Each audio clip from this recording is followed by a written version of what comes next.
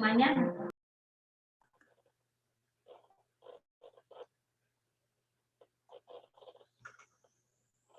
Hola, jóvenes, buen día. Buen día, doctora. Bueno, veo que ya todos están dentro, ¿verdad? Les voy a compartir inmediatamente la pantalla para que empecemos la clase. Tenemos que terminar de revisar este tema sobre los potenciales de membrana que se constituyen en las respuestas eléctricas, como lo vimos ayer, del tejido más excitable, y en este caso empezamos con la neurona, o sea, el tejido nervioso. Y retomando precisamente este contenido, recuerden, en esta diapositiva nos quedamos con ustedes, ¿verdad? Trabajando las características del potencial de reposo. Llegamos hasta hablar sobre el potencial de Nernst. Ah, exactamente, el ejercicio ¿no? ¿Sí les encargué el ejercicio de calcular? Ah, perfecto. Entonces, voy a hacer una pequeña introducción, ¿verdad? Unos pocos minutos, solo para ponernos en el contexto de lo que tenemos que concluir. Y se refiere, ¿verdad?, a que el potencial de reposo es la primera respuesta eléctrica y tenemos que saber, igual cuando veamos el potencial de acción y el potencial local, ¿qué significa esa respuesta, verdad? ¿Cuál es el valor normal? Como son eléctricas, pues se van a medir en unidades de electricidad, milivoltios, es un voltaje. Y finalmente, ¿qué mecanismos iónicos? ¿Por qué, verdad? Porque sabemos que los potenciales de membrana, como globalmente se les llama a estas tres respuestas, pues se producen porque en las células tenemos la presencia de los líquidos corporales, el intra y el extracelular, con estos componentes que tienen carga eléctrica, que son los iones. Y bueno, uno pudiera pensar, pues por eso nos fastidiaron la vida y tenemos que aprender eso.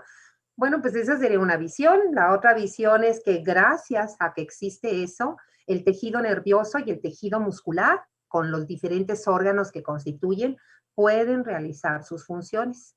De tal manera que desde ahorita ya nuestra perspectiva es que la respuesta nerviosa es de naturaleza eléctrica, ¿verdad? Y que las respuestas, si las hablamos en plural, que desarrollan tejido excitable, y de hecho todas las células vivas, pero, ¿verdad? En cuanto a potencial de reposo se refiere, no en cuanto a potencial de acción. Pero el potencial de reposo sí es una cualidad de todo el tejido vivo, porque pues el líquido extracelular es el mismo para todas las células, y el intracelular, ¿verdad?, aunque con algunas diferencias, es el mismo. ¿Sí? Entonces, ¿qué dijimos que era el potencial de reposo de una manera completa? Dijimos que era la diferencia, ¿verdad?, de potencial, lo cual significa la diferencia de voltaje que se desarrolla en el interior de una célula con respecto al exterior. Eso quiere decir, como lo vemos en la figura de arriba, y ayer lo analizamos más detalladamente, que esta variable, como cualquier otro parámetro fisiológico, es cuantificable, es medible, ¿verdad? Y entonces por eso insistimos, el potencial de reposo, ¿verdad?, es la diferencia, es una diferencia de voltaje que se desarrolla en el interior con relación al exterior en condiciones, como su nombre indica, de reposo. Lo que debemos de entender por la condición de reposo es la condición basal. Y hablando del tejido excitable, eso significa cuando no recibe estímulos, ¿sí? Y entonces, el valor normal, que ya conocemos en su rango, recuerden, mínimo menos 70 milivoltios. Límite superior, el que observamos en la gráfica, menos 90 milivoltios. Y comentamos ayer que esa variabilidad depende del tamaño de las células. Las que son más pequeñas, con somas de tamaños de diámetros menores, ¿verdad? Inclusive a 30 micras, menos 20, a lo mejor hasta 10, entonces tienen voltajes de menos número de milivoltios. Y las que son mayores, ¿verdad?, con diámetros hasta de 100 micras, esas desarrollan voltajes mayores. En este caso, tomamos como punto de partida a la motoneurona alfa, que es una de las neuronas mejor estudiadas. Y por eso en esta gráfica Guyton nos pone 90 milivoltios. ¿verdad? Pero ya habíamos dicho que inclusive aquí Gannon, en esta figura que nos presenta en su libro de fisiología, pone -70. O sea, ahí es donde está la diferencia. ¿Qué otra cosa también revisamos? Son los mecanismos iónicos, ¿verdad? Los mecanismos iónicos. Y antes de pasar a los mecanismos iónicos, veamos cómo sabemos que el voltaje de reposo es entre -70 y -90 para la neurona. Y es la figura de arriba. Son figuras del texto de Guyton, por lo tanto ustedes las pueden revisar en el PDF que deben de tener todos, ¿verdad? Del libro de Guyton o de otros autores como Gannon, ¿verdad? Silverton, solo que no todos los libros traen los mismos esquemas. Y fíjense lo que es el dispositivo y la preparación que tenemos que hacer en laboratorio para poder cuantificar. Tenemos que tener una célula aislada. En este caso, ¿verdad? Se trabaja sobre un fragmento, sobre una parte del axón. Por eso lo dibujan de esa manera, ¿sí? Y luego tenemos que tener los dos electrodos que se conectan al voltímetro para que el voltímetro me dé la cifra de milivoltios. Y entonces tenemos, ¿verdad?, que un electrodo que es el de registro es un microelectrodo, micro, porque su punta, ¿verdad?, pues es del orden de una micra, ¿verdad? Y entonces ese microelectrodo, que es de plata, ahí lo está diciendo, tiene una sustancia conductora, que es el cloruro de potasio. ¿Conductora de qué? De la electricidad, ¿verdad? Y esa conducción se necesita para que se registre la diferencia de voltaje. El otro electrodo es un electrodo que de alguna manera se le llama indiferente porque ese no es el que va a registrar y se pone, ¿verdad?, sobre la superficie externa del neurilema, la membrana celular.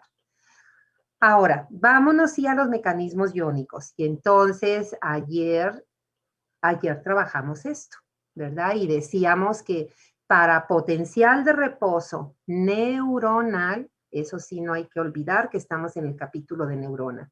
2 son los mecanismos iónicos. El más importante es obviamente el que mencionamos primero, ¿por qué? Y hay un argumento que lo ponemos al final. El más importante es difusión simple de los 2 iones más abundantes del líquido intra y extracelular, como es el sodio y el potasio. Cuando hablemos a partir de ahorita de mecanismo iónico de una respuesta eléctrica, como es el potencial de reposo, como es el potencial de acción, como es el potencial local, jóvenes, nos obliga a que además de referir el mecanismo iónico, ¿en qué consiste todo eso? 1, ¿por qué mecanismo de transporte se transportan esos iones? 2, ¿qué iones son los que se transportan?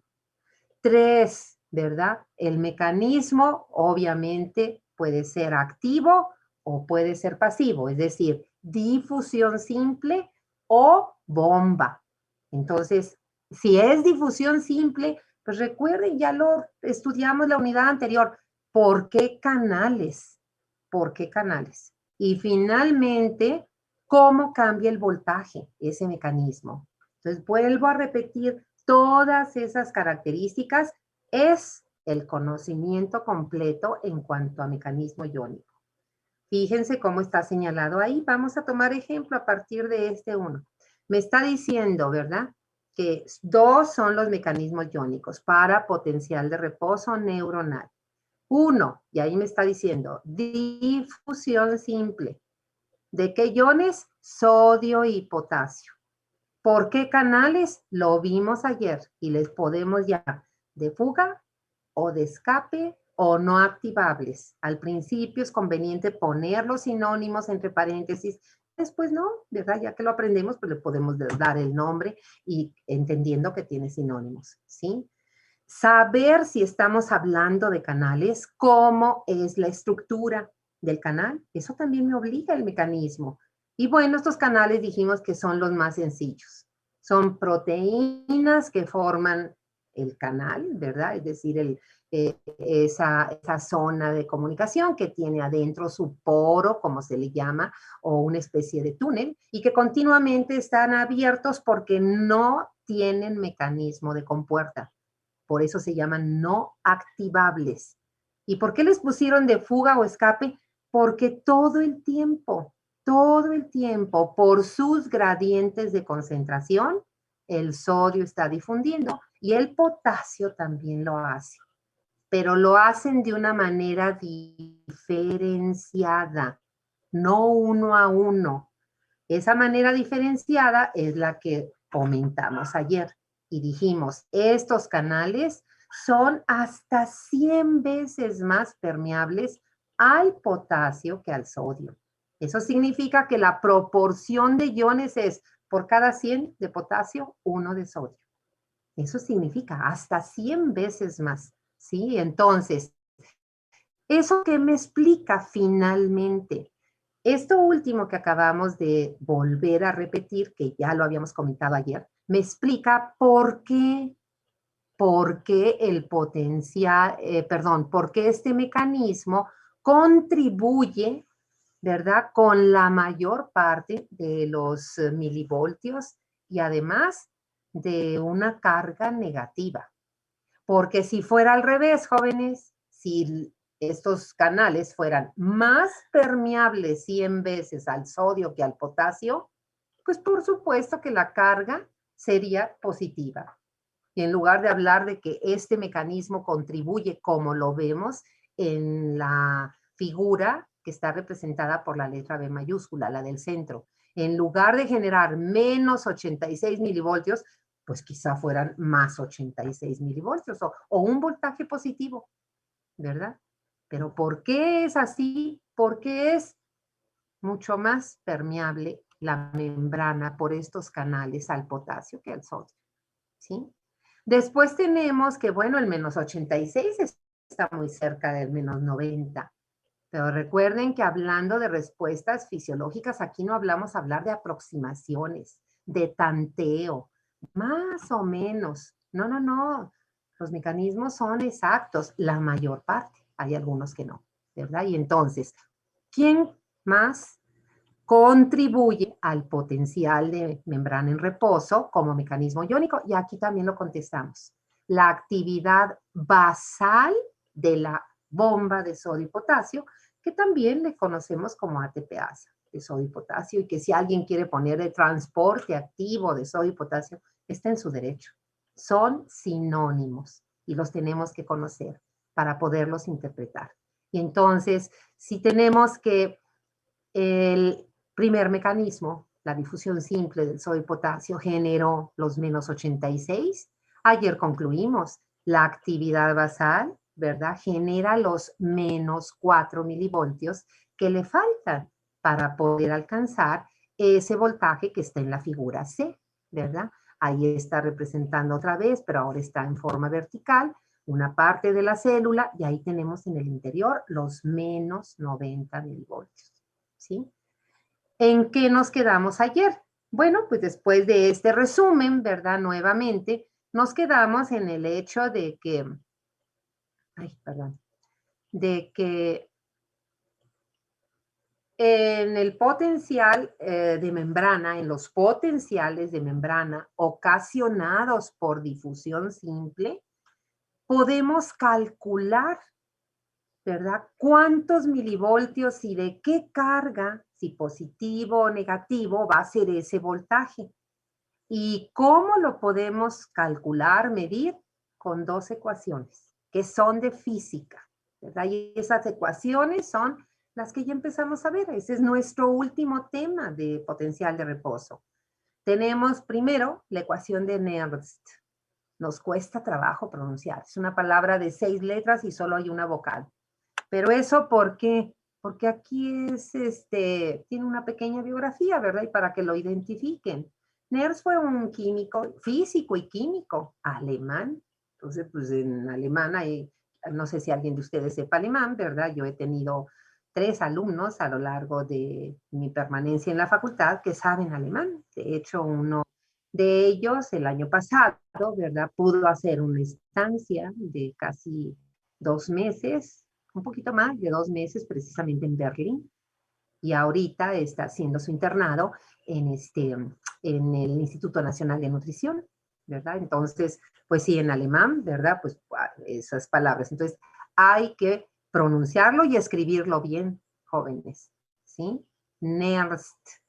¿Sí? Y entonces, ¿qué hizo este físico alemán? Pues hizo unas aportaciones muy valiosas, tan es así que, fíjense, su trabajo más fuerte fue finales del siglo XIX y principios del XX, ¿verdad? Ahí está la fecha de su sobrevida y recibió el premio Nobel de Química, fíjense, ¿sí? Y entonces él desarrolla esta ecuación más o menos a finales del siglo XIX, ¿sí? Y entonces, ¿qué nos dijo Nernst en su ecuación?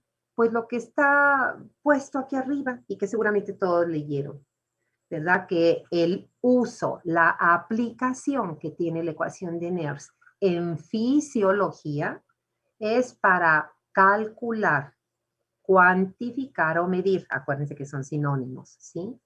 El potencial de difusión, al que también se le llama potencial de equilibrio, ocasionado por la difusión simple de un solo ion monovalente. Esa es la aplicación de Nernst, ¿sí? De tal manera que el ejercicio que se nos quedó, ¿verdad? Pues vamos a ver, yo lo hice, ¿verdad? Para que yo les decía, ya ven que les he dicho, lo que yo les pida es porque yo lo tengo que hacer también. Porque en esta actividad que tenemos, jóvenes, es responsabilidad de los dos. Si yo te pido algo, es porque yo también lo tengo que hacer, porque no se vale que yo te pida algo, ¿verdad? Y que yo no lo haga. A lo mejor lo tengo que hacer de nuevo. A lo mejor tengo que también ponerme a estudiar más porque es algo que yo también, ¿verdad? Tengo, como dicen, huecos, fallas. Entonces esto lo tuve que hacer. Y lo que yo les voy a pedir ahorita es que revisemos lo que ustedes hicieron con lo que yo estoy planteando aquí y nos demos la fuente. Yo trabajé en base a las cifras de Guyton, ¿verdad? ¿Por qué? Porque es uno de nuestros libros de bibliografía básica, ¿sí? Y sigue siendo toda la vida el departamento ha decidido por mayoría, ¿verdad? Que Guyton sea. ¿Para qué? ¿Por qué es así? Es un buen libro, de hecho, es un tratado. El libro de Guyton te sirve para toda tu carrera y de ahí en adelante. Es un libro de consulta, ¿verdad? A veces nos cuesta trabajo entender a Guyton, porque Guyton le habla, sí, a un alumno, pero a un alumno considera que la física, ¿verdad? Básica y que las matemáticas básicas, que todo eso, la biología básica ya la dominamos. Y a veces sucede que no, ¿verdad? Por eso tenemos que regresar a nuestros libros de prepa. Bueno, vamos a ver lo que dice Guyton, lo que dice Guyton en cuanto a esta ecuación. Me pone esta ecuación, así como lo vemos aquí arriba, ¿verdad? Me dice, fuerza electromotriz, MF, está en inglés, acuérdense, ¿sí? Es en milivoltios, va a ser el resultado. Para nosotros, esa fuerza, eso es de física, para nosotros, ¿verdad? La interpretación es potencial, el potencial de difusión de tal ion o el potencial de equilibrio de tal ion en milivoltios. Y entonces nos dice, es igual a más menos 61. Ese es el factor de Nernst. ¿De dónde sacó Nernst ese más 61? ¿Se acuerdan que quedamos en que dijéramos, era conveniente que al menos buscáramos la ecuación original? Yo hice mi tarea. Yo espero que ustedes también, ¿verdad? Aquí está la ecuación de Nernst, la original. Y fíjense cómo ahora en esa ecuación original, Nernst no está hablando de fuerza electromotriz, sino me pone la E de X.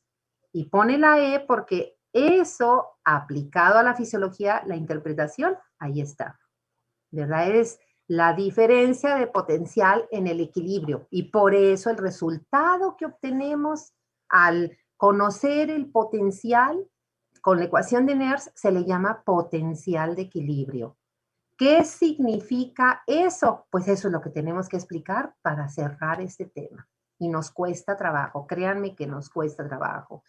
A los profesores quizá nos cuesta trabajo explicarlo. Y por supuesto, si ustedes es la primera vez que están, dijéramos, estudiando eso, cuesta trabajo entenderlo, ¿sí? Y entonces, fíjense la ecuación original, cómo no trae el más menos 61, porque ¿de dónde sale? De esta primera parte de la ecuación. RT sobre ZF, pues qué bien, ¿verdad? Entonces tendríamos que sustituir. R es la constante de los gases, T la temperatura absoluta, Z es la carga del ion y F la constante de Faraday. Bueno, pues entonces imagínate, ¿verdad? Si te gusta la física, si tienes un amigo experto en física, tu hermanito está en clases de física, hermanita en prepa, pues dale la ecuación y a ver si pueden ellos, ¿verdad? Sustituir valores y sacar el más 61. Nosotros nos quedamos con el más menos 61, ¿sí? Y luego ese factor, el signo, ya lo vimos ayer, ¿verdad? El signo positivo o negativo del 61 lo vamos a decidir, ¿verdad? En base a la carga que tiene el ion. Si es un cation, entonces su carga es positiva y escogemos el signo contrario.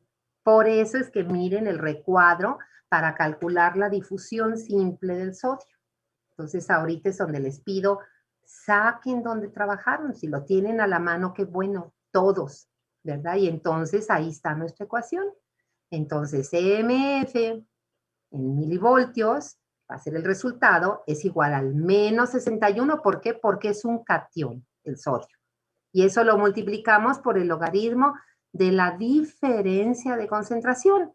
En el numerador, ¿verdad? La ecuación nos pide la intracelular 14. Pues, ¿de dónde sacamos el 14? Pues si estamos en la ecuación de Nernst, digo, en este libro de Guyton, pues aquí está, miren, aquí está el sodio y vean cómo adentro trae 14 y afuera 142. Hay rangos, quizá algunos de ustedes, ¿verdad? Pues trabajaron en lugar de 14 con 10, están dentro del rango. Por supuesto el resultado es distinto, pero está dentro del rango. Luego, seguimos adelante, ¿verdad? Es menos 61 por el logaritmo de 0.1. ¿Por qué? Porque si le quitamos el 2 para volver a 142, si lo dejamos en 140, 14 entre 140, pues claro que el resultado va a ser una fracción decimal. Entonces ponemos el 0, le agregamos un 0, ¿verdad? ¿Cómo se llama el número que va dentro de la división? ¿Dividendo o divisor? Eso lo aprendimos en primaria. O no sé si ustedes ya le cambiaron, ya son generaciones modernas y le llaman de otra forma. Me parece que es el dividendo. Dividendo. Es correcto, Sherlyn, al dividendo, ¿verdad? Que es 14 entre 140, pues es fracción decimal, ¿verdad? Entonces, si le ponemos otro 0, le tenemos que poner un 0 y quedaría, pues claro, ¿verdad? 140 entre 140, pues es 1, o sea, es ejercicio para que tengamos ese planteamiento. Total que aquí el resultado te sale en fracción decimal. Así le pongas 10, pues inclusive te va a salir más, ¿verdad? Porque pues, sería menos aquí la cantidad. Luego, si seguimos adelante, en el siguiente paso quedaría menos 61 por menos 1. ¿Por qué por menos 1? Porque resulta que el logaritmo, ¿verdad? El logaritmo de una fracción decimal es negativo, ¿verdad? Y de 0.1, pues el logaritmo es 1. Y ya nos quedó muy sencilla la operación final. Fíjense, porque es una multiplicación. Por un lado, sí hay que multiplicar signos, ¿verdad? Y por el otro es la tabla del 1, pues no necesitamos calculadora. Menos por menos, pues claro que el resultado va a ser positivo. Es un voltaje de carga positiva, ¿sí? Y 61 por 1, pues 61. Entonces, todo esto que tuvimos que hacer, jóvenes, fue precisamente, ¿verdad? Para que nosotros supiéramos de dónde salía ese más 61 que lo pudiéramos haber pasado, ¿verdad? Potencial de difusión del sodio más 61. ¿De dónde salió? ¿Verdad? No es un tantiómetro, es el resultado, ¿verdad?, de trabajar para obtener ese valor con ecuación de Nernst. Igual si lo hacemos para el potasio. Es lo mismo, ¿verdad? Ahora es la misma ecuación, sigue siendo un catión, entonces el signo sigue siendo negativo, contrario, menos 61. Ahora la diferencia de concentración, 140 entre 4. ¿De dónde sacamos esa cifra? Pues de aquí, ¿verdad, Velo? Es el esquema de Guyton, pues esas son las cifras que me pone Guyton, pues son las que utilizo, ¿verdad? Al final de cuentas es un ejercicio. Entonces, 140 entre 4, pues te da 35, ¿sí? Entonces, en la siguiente fase, menos 61 por el logaritmo de 35. Pues es un entero, entonces el logaritmo es positivo. Y de hecho, miren, seguramente cuando trabajé, ¿verdad? Pensé que ya había puesto la cifra completa y resulta que nada más puse 1 punto y me faltaron los decimales, ¿sí? ¿Quién nos puede decir qué logaritmo encontraron para sacar la ecuación? A ver, Brenda, ¿qué encontraste? Yo saqué 1.42. 42. Julio, ¿levantaste la mano? ¿Tú cuál encontraste? Sí, 1.54. 1.54. ¿Tú, Sara? Y yo también tomé el 1.54. 54. Y finalmente, ¿quién más había levantado? ¿Carla? Igual encontré 1.54. Ok, porque seguramente, ¿verdad? Lo tomaron así como 35. Y es el logaritmo. Y entonces en la Doctora. última, a ver, ¿alguien me habló? No, yo soy Brenda. Perdón, me equivoqué. Sí es 1.54. Es que yo lo confundí con el de cloro. Perdón.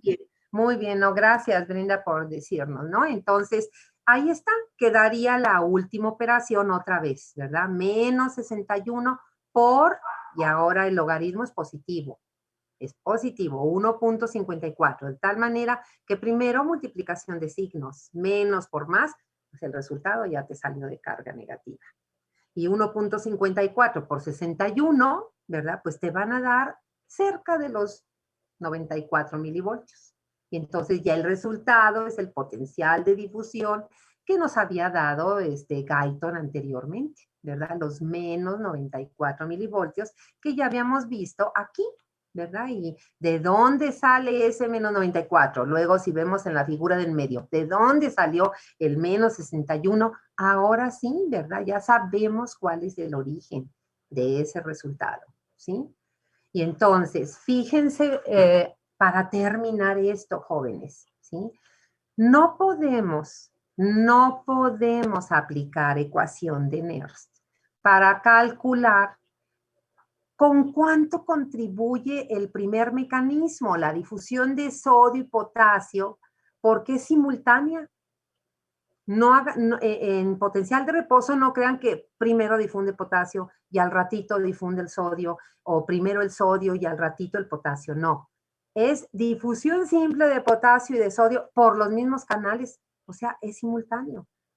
Y entonces, como están difundiendo dos iones, yo no puedo obtener esta contribución de los menos 86 con ecuación de Nernst, porque Nernst, ¿verdad?, es un ion monovalente. Entonces sí puedo sacar, como lo hice, potencial de difusión del sodio, independiente del de potasio, independiente del de cloro, que son los monovalentes. Y entonces, ¿qué tenemos que hacer? ¿Cómo se logra obtener ese valor de los menos 86? Pues para eso tenemos la segunda ecuación, que no la vamos a utilizar porque inclusive es difícil trabajarla, tiene más elementos, pero al menos sí conocerla. Es la ecuación de Goldman. En su versión de expresión breve le decimos nada más de Goldman, pero todos ustedes leyeron en el libro, ¿verdad?, que en realidad la desarrollaron 3 físicos, Goldman, Hodgkin, Katz, ¿verdad? Y entonces es el nombre por completo, pero pues como Goldman es el que recibió más reconocimiento, por eso lleva primero su nombre, pues así se le quedó, ¿sí? Y esa, sí, acuérdense la diferencia. Goldman nos sirve también para calcular, ¿verdad?, la diferencia de voltaje, de potencial, que se desarrolla dentro de las células cuando difunden 2 o más, pueden ser 3, como está aquí puesto, iones monovalentes, ¿sí? Y entonces esa es una de las 2 diferencias de Goldman.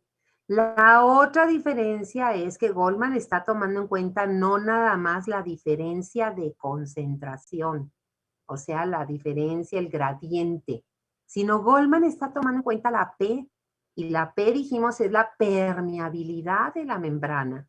Y miren nada más como ejemplo para conocer un poco más lo que tenemos aquí, ¿verdad?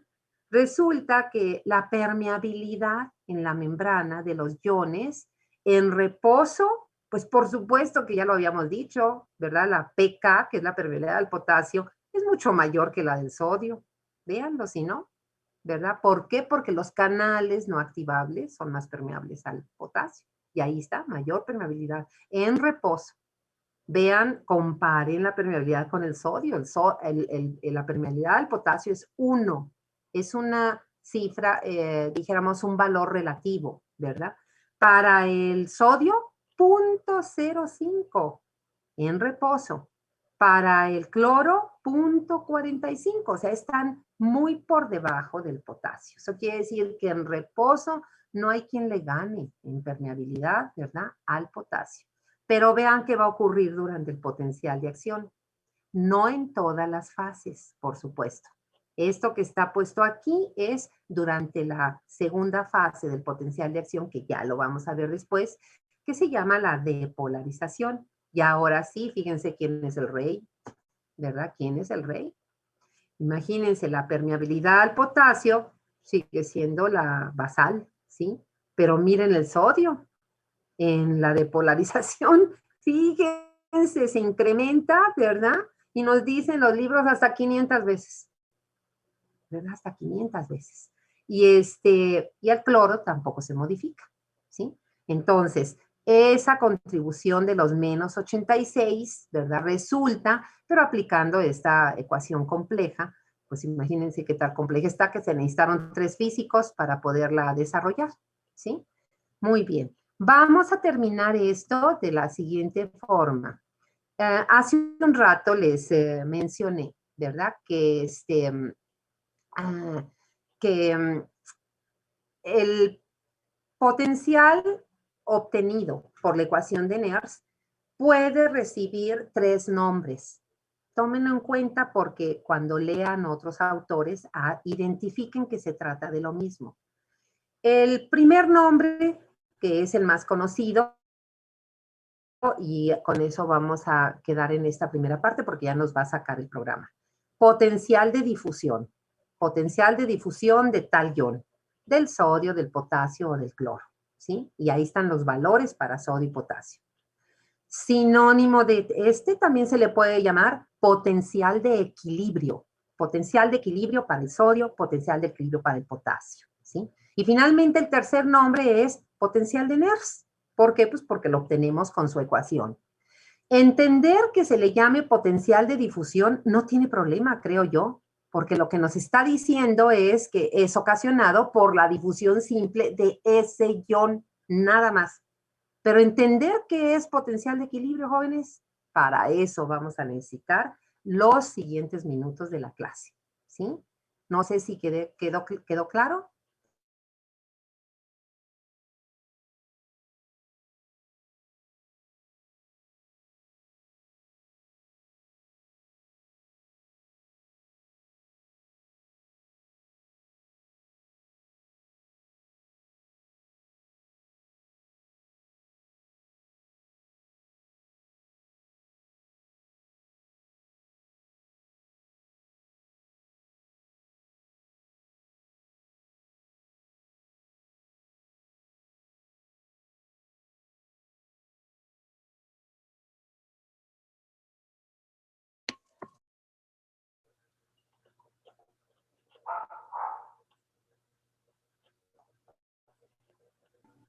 Muy bien, jóvenes, ¿verdad? Ya prácticamente están todos, ¿sí?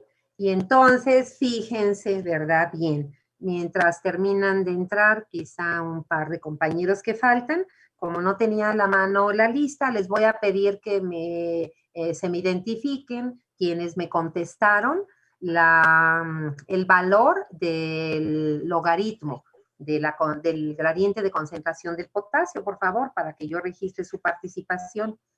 ¿Me pueden dar su apellido? Es más fácil con el apellido.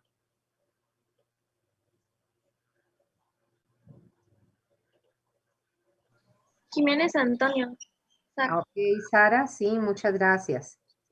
Ramírez Hernández. Ok, Ramírez. ¿Brenda? Sí, doctora. Brenda, ok, Brenda, gracias. ¿Quién más me contestó? Julio, ¿verdad? Julio. Sí. Julio Melchor, muy bien, Julio. Y Bien. yo, Hernández Núñez. Ah, Carla Denis. Carla, sí, Hernández Núñez, Carla Denis, sí, claro que sí, aquí te pongo. Muy bien, gracias. Bueno, ya estamos, ¿verdad? Realmente estamos ya prácticamente todos. Les voy a volver a compartir porque resulta, jóvenes, que esta parte de la explicación, de la aplicación y explicación de la ecuación de Nernst es la más, se puede decir, a veces difícil de entender, ¿verdad? Y yo voy a hacer, como decimos, mi mejor esfuerzo por ser clara, ¿verdad? Y ustedes, obviamente, si no queda claro, pues me lo tienen que compartir para explicarlo de otra manera. Esto es potencial de acción, esto ahorita todavía no podemos pasar a él. Bueno, miren, vamos a regresarnos aquí, ¿sí? Estábamos pues concluyendo que el resultado que obtenemos aplicando ecuación de Nernst se le puede mencionar de tres formas.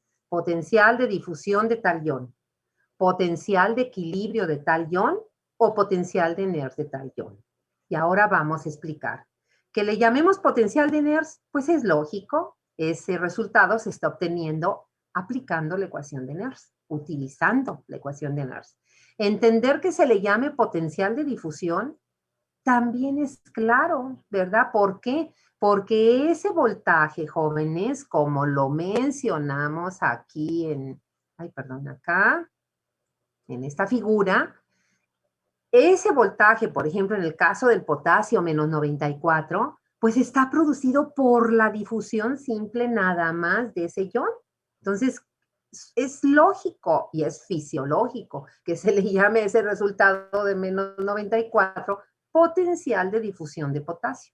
Igualmente, fíjense en la figura de abajo, cuando solo difunda sodio, solito, aparte, sin ningún otro ion, entonces el voltaje va a ser más 61. Son voltajes máximos obtenidos por ecuación de Nernst. Entonces, si difusión simple de potasio, más 61. ¿Sí?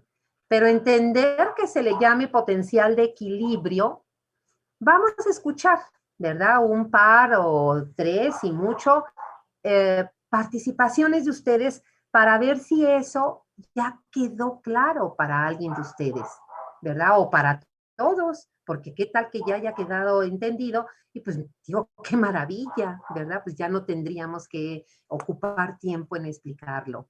¿Alguien nos quiere explicar qué significa eso? Que al resultado de la ecuación de Nernst, fíjense, aquí está la ecuación original, en lugar de fuerza electromotriz es E, que significa potencial de equilibrio, y en lugar de X, póngale el símbolo del ion de que se trate.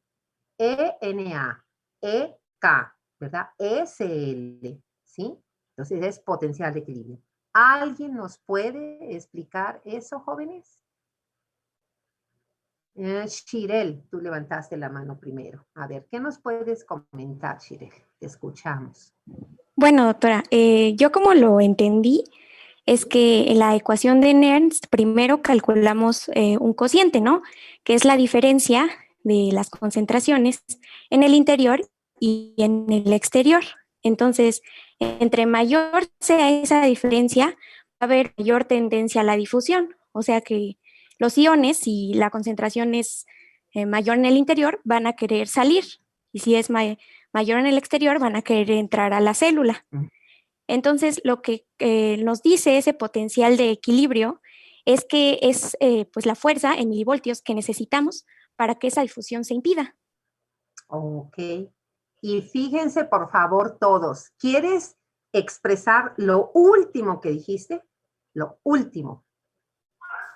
Sí, que el potencial de Nernst o el potencial de equilibrio es el valor en milivoltios que se necesita para impedir la difusión de cierto ion.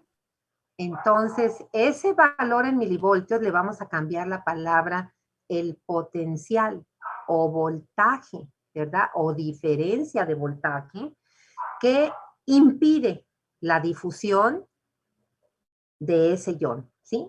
Porque eso es lo que es el potencial de equilibrio, Chirel, ¿verdad? Muy bien. Vamos a escuchar también, alguien más levantó la mano, pero ya ahorita ya se me borró. Bueno, si alguien más quiere participar, voy a hablar un poquito. Miren, jóvenes, ¿cuál es el argumento? El argumento de por qué el valor que sacamos por ecuación de Nernst le podemos llamar potencial de equilibrio. El argumento se origina en la unidad anterior, en lo que vimos la unidad anterior, cuando hablábamos de los gradientes de concentración de los iones en el capítulo 2, fíjense. Cuando hablamos de los mecanismos de transporte transmembranal en el capítulo 4. Y de lo cual ya ahorita todos tenemos que tener un muy buen avance de aprendizaje.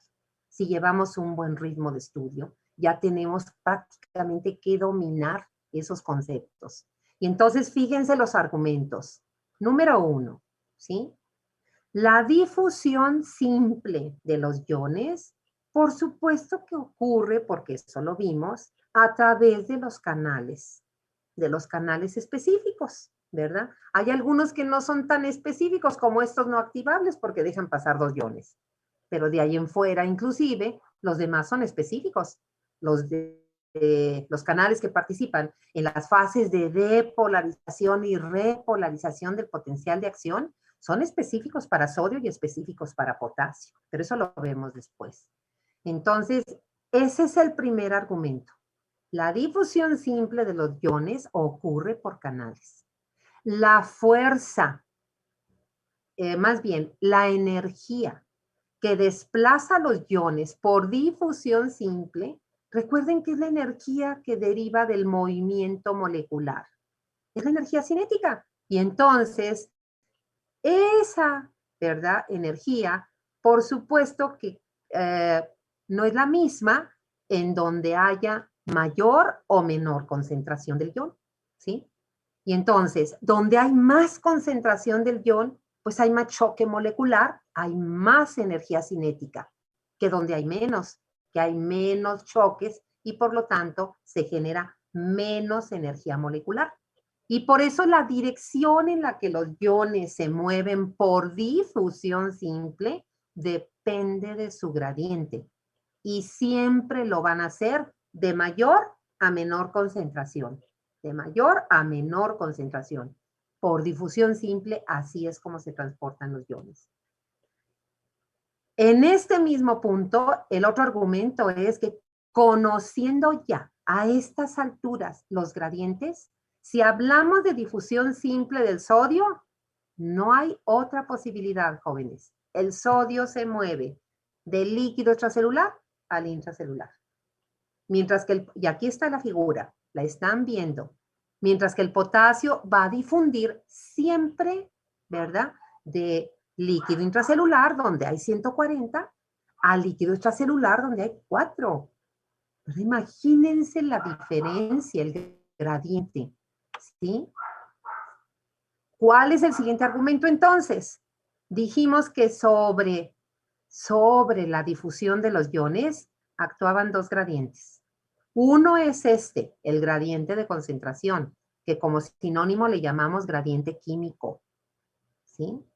El segundo gradiente, ¿cuál es, jóvenes? Habló, a ver, levantó la mano Diego. ¿Sería por su voltaje?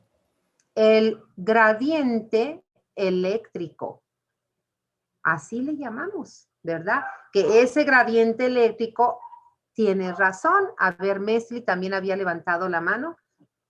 ¿Cuál era tu respuesta? Iba a decir gradiente eléctrico. Ah, muy bien. Y eso, Mesli, no sé si tú misma nos quisieras comentar, ¿verdad? El gradiente de concentración dirige la difusión de los iones en base a lo que ya recordamos, de mayor a menor concentración. ¿Y cómo actúa el gradiente eléctrico, Mesli? ¿En qué nos basamos para conocer cómo el gradiente eléctrico orienta la difusión de los iones? ¿Qué principio aplicamos en el gradiente eléctrico?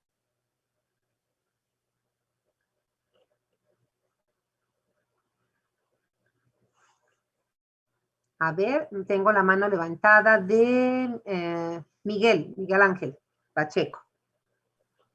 Sí, bueno, habíamos que íbamos a aplicar la ley de Coulomb de la atracción de cargas opuestas. Y eso es correcto, Miguel. Qué bueno que nos lo estás comentando, porque precisamente el gradiente eléctrico, ¿verdad? Así es como aplica. No podemos decir, como en el caso del gradiente de concentración, que los iones vayan de donde hay menos electricidad a donde hay más. No, ¿verdad? Aquí la forma como el gradiente eléctrico interviene para determinar la difusión, ¿verdad?, de los iones es en base a la ley de Coulomb, de atracción de cargas, en donde recordamos que cargas que tengan el mismo signo, ¿qué va a pasar? ¿Qué va a pasar? Cargas del mismo signo se repelen y cargas de signo contrario se atraen. Entonces, fíjense cómo va a funcionar esto, ¿sí? Fíjense. Vamos a tomar en cuenta, jóvenes, y nos vamos a ir a nuestra figura de esta. Vamos a utilizar la figura del potencial de acción, aunque no es nuestro tema, pero nos sirve en estos minutos. Miren, fíjense cómo la neurona, las grandes, cuando tienen su potencial de reposo, ¿verdad? El voltaje, la diferencia de voltaje que generan es menos 90 milivoltios en su interior, con relación al exterior, ¿verdad? Es decir, fíjense en la figura de arriba. Esa parte inicial del axón tiene las cargas negativas, porque, y afuera positivas, porque acuérdense que este electrodo lo que mide es la diferencia de voltaje. Entonces, adentro hay menos 90 milivoltios con relación al exterior. Y entonces aquí la pregunta que yo les haría es, cuando la célula, y no escriban esto porque es una, no lo escriban no porque no lo puedan escribir, sino para que no, dijéramos, carguen de contenido donde estamos trabajando ahorita potencial de reposo, porque esto es potencial de acción y lo veremos mañana. Sí, fíjense, si la célula está en reposo, aquí estando en reposo es cuando recibe los estímulos. Y si el estímulo que recibe es un estímulo umbral o supraumbral, ese estímulo lo que va a hacer es activar a los canales de sodio, pero con compuertas de voltaje. Se llaman canales rápidos. Y entonces se activan, quiere decir que eso sí tienen compuertas. Se abre la compuerta y el canal queda permeable. Y aumenta la permeabilidad. Pues ya lo vimos hace rato, ¿no? Ahí cuánto decía esto. 20 veces más, ¿verdad? 20 veces más que la situación basal. Y entonces el sodio al ingresar a la célula por difusión simple, miren lo que le va a hacer al voltaje. Lo va a hacer que vaya disminuyendo de menos 90, menos 80, menos 70, menos 60, 40, 10, 20, va a llegar a 0. Es decir, se perdieron todos los milivoltios negativos. Pero como el sodio entró, pues resulta que ahora el voltaje se va a invertir, va a ser de carga positiva. Va a empezar más 1, más 2, más 3, más 10, más 20, más 25, hasta máximo más 35.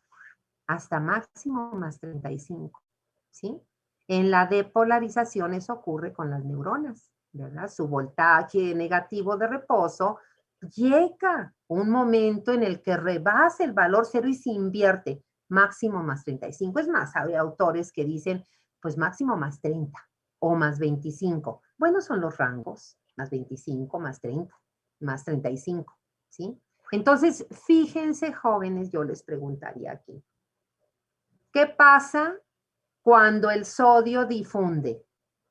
¿Qué pasa con el gradiente de concentración al sodio? El gradiente de concentración es este, ahí lo tenemos. Ahí me está diciendo que hay 14 dentro y 142 fuera. ¿Qué le pasa al gradiente de concentración cuando el sodio difunde?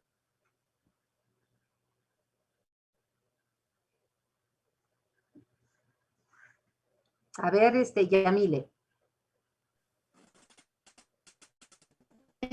Cuando entonces el potencial dentro de la membrana se volvería positivo, que entran los cationes de sodio a la... Eso en parte es cierto, Yamile. ¿Por qué? Porque así lo estamos viendo, ¿verdad? Pero la pregunta es, ¿qué le pasa al gradiente de concentración al sodio? Vamos a escuchar a Alfredo.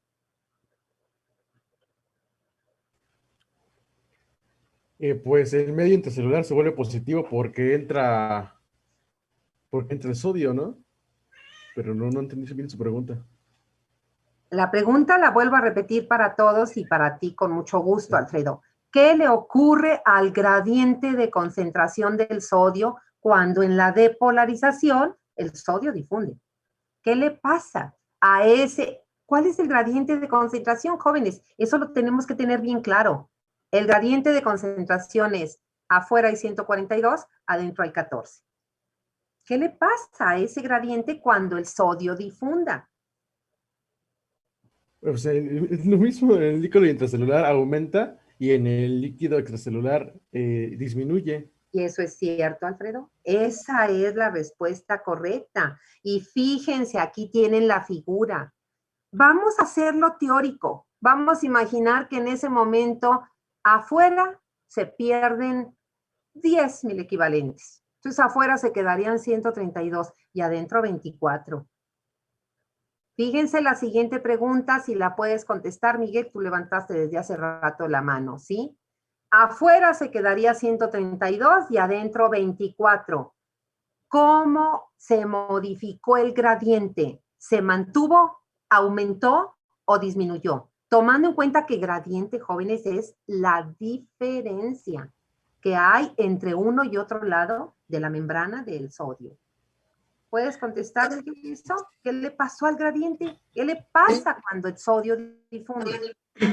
Sí, bueno, quería decir que, como estamos viendo, tiende a alcanzar su equilibrio en los dos lados, en el líquido extracelular y en el extracelular y en el intracelular.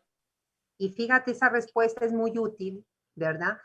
Porque, por supuesto que en la difusión, jóvenes, hay una característica que no hemos comentado. Y es el hecho que en la difusión es un proceso que lo que la detiene a la difusión, ¿sí? Es cuando no hay gradiente. O sea, cuando se logra equilibrar tanto la concentración de un lado como la concentración del otro. Eso significaría que en teoría, ¿sí? Fíjense, si afuera hay 142 y adentro hay 14, sumémoslos, son 156. Partámoslo a la mitad, 156 entre 2, nos quedaría afuera, ¿verdad? 73. No, 73 no, ¿verdad? 78 fuera y 78 dentro. Hasta que se cansara el equilibrio, se perdería el gradiente y la difusión cesaría. Es decir, ya no habría más difusión. Eso, jóvenes, no puede ocurrir. En nuestro organismo esto es incompatible con la vida. Incluso, déjenme decirles, la respuesta, ¿verdad?, que hace rato nos dio Alfredo, de que la difusión del sodio va a hacer que el sodio intracelular aumente y el extracelular disminuya. Eso es un hecho. Eso sí es una realidad. Pero, ¿qué nos dicen los libros? Que la cantidad de iones que se mueven es extraordinariamente pequeña, ¿verdad? Afuera quizás se pierda un miliequivalente o 2, y adentro a lo mejor se gana un miliequivalente, 2, 3, o sea, muy poco. Eso quiere decir que cuando el sodio logra difundir y cambia el voltaje de menos 90 más 35, sigue habiendo gradiente de concentración grande. Más de 30, 135 miliequivalentes fuera y un poco más de 14 dentro, ¿sí? Y entonces, no es que cuando se logre el más 35, el gradiente se haya equilibrado o se haya invertido y ahora haya más sodio dentro que fuera. Eso nunca ocurre, jóvenes. Y como lamentablemente se nos acabó la clase, ¿verdad? Ahora aquí tengo. Entonces, solo enfatizo eso, jóvenes, para despedirnos en esta clase de hoy, ¿verdad? En nuestro organismo, los gradientes de concentración de los iones nunca se equilibran, ni mucho menos se invierten, ni mucho menos, ¿verdad? Vean, busquen ahí en Guyton, ahí Guyton nos da qué fracción de la concentración de iones es la que se mueve para cambiar estos voltajes de la membrana, y con eso regresamos en la clase de mañana. Que pasen buena tarde, jóvenes, ¿sí? Que les vaya bien. Nos vemos, doctora. Hasta luego. Igualmente. Luego. Gracias, hasta luego. Hasta